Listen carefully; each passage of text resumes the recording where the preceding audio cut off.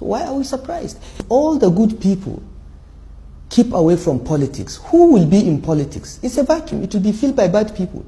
If all the good people go abroad or join the private sector, who is going to be in government?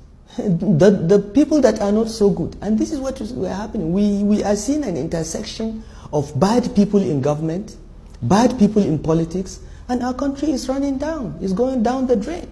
Now, even the good ones that want to get involved, there is that kind of a tactical way of edging them out of the contest. Because they are not a critical mass. There are very few of them.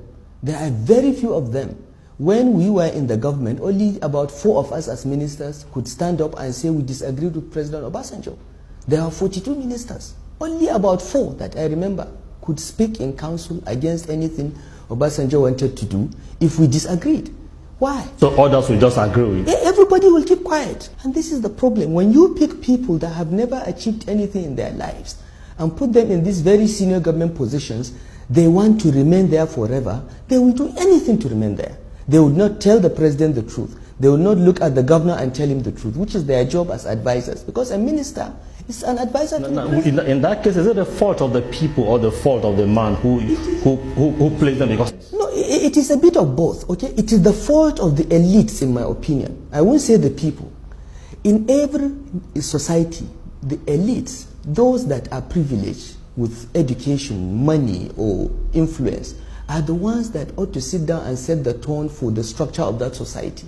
Okay? If our elites have chosen not to go into politics and set that tone, as I said, there is a vacuum, the bad ones will take over. We've seen that in Nigeria. So there is that. It is also true that the leader that picks those around him is culpable, because you are responsible for those you select. Okay? You are constrained to some extent, because our constitution, for instance, says that the president must appoint a minister from each state. But it doesn't say that you should appoint a criminal from the state. It says that you should look for the best possible person and appoint him to be minister. So there are constraints, but still I believe that in this country we have so much talent that if we are really looking for square pegs to put in square holes, we will find them. And there is... I think it has to do with the sincerity of the person in charge. No, as I said, leaders must be checked. Absolute power corrupts. Absolute power corrupts absolutely. So leaders must be checked. It is in their own interest to create a system that they are checked. Okay? If they are not checked, even good people become bad people.